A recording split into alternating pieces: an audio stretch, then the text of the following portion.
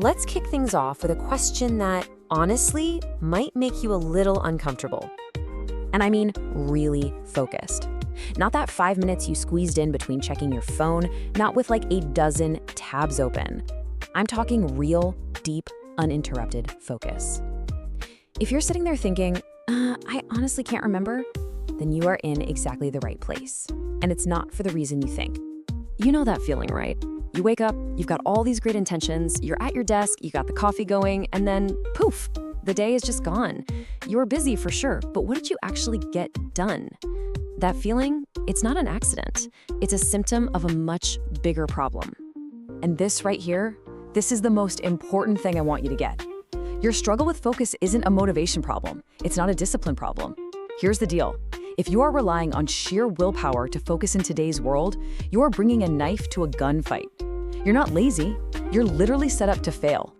So let's really dig into why this is happening. Because trust me, it's not just you. This is a huge structural problem with how our world and our brains are interacting these days.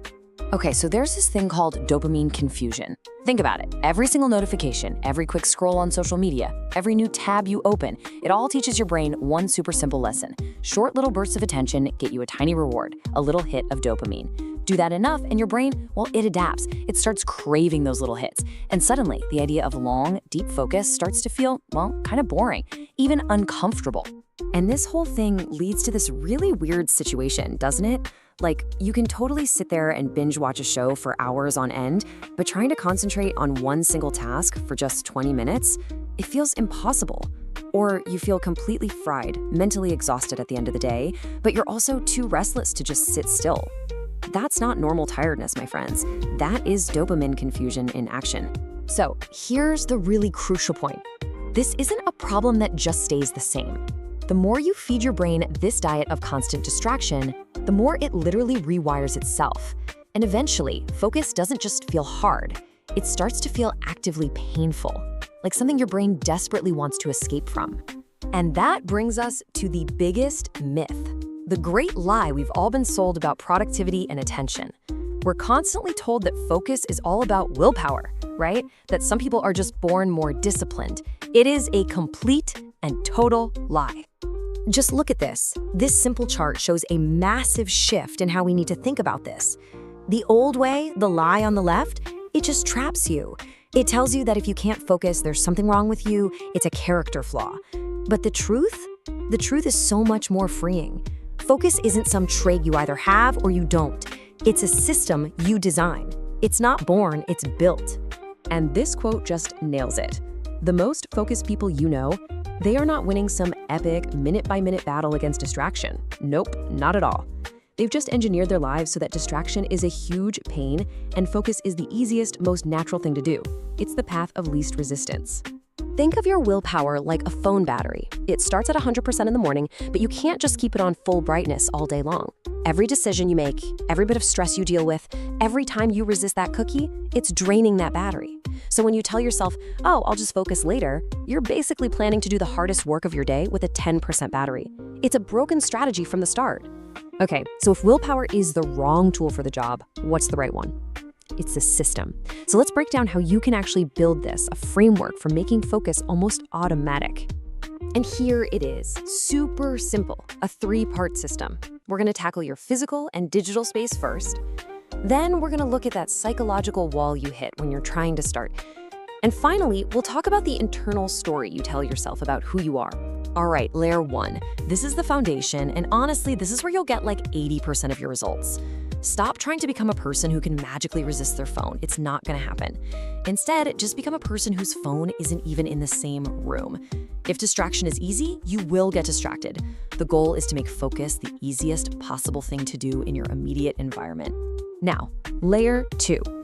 This one might feel a little weird, a bit counterintuitive, but it is so powerful. Most of us fail because our goal is just way too big. We say, I'm gonna do 2 hours of deep work, and that's intimidating. Instead, make the goal so small it's almost laughable. I'm just gonna open the document, or I'll just work for 5 minutes. Why? Because starting is the hardest part. That's where all the friction is. Once you're in motion, momentum takes over. And this is layer 3, the identity level. When you're constantly debating with yourself, should I check my email? Should I work on this project now? You're just draining that willpower battery we talked about. But when you build an identity, I am a focused person, that whole debate just stops. You simply ask yourself, what would a focused person do right now? And the answer is usually pretty obvious. You don't negotiate with your identity. Okay, so having a system is great, but let's be real, life is messy. What happens on those bad days? The days you're tired, you're stressed, you're just not feeling it. This is where a couple of simple rules come into play. First up, 1. Most people aren't unfocused, they are overloaded. They have 5 different top priorities, and that's just a recipe for disaster. The rule is super simple. When you sit down for a focus session, you have one job. One, and only one. Trying to focus on everything guarantees you will focus on nothing. And this might be the most important rule for actually being consistent. You will have bad days. You will miss a focus session. It's going to happen. The goal isn't perfection. The goal is to never let one bad day snowball into 2. So if you miss Monday, you show up on Tuesday, no matter what, even if it's just for 5 minutes. This is all about recovery speed, not flawless execution. So why is this whole systems approach so much more effective than just trying harder? Well, because it works with your brain's natural tendencies, not against them. It saves your limited willpower for when you really truly need it. It makes focus the default choice, the automatic thing you do, instead of this constant, draining battle. So let me just leave you with this final thought. In 5 years, you will be good at focusing on something. The habits you're practicing today are literally building your future brain. So the only question is, are you intentionally designing where that focus goes, or are you just letting algorithms and endless distractions design it for you?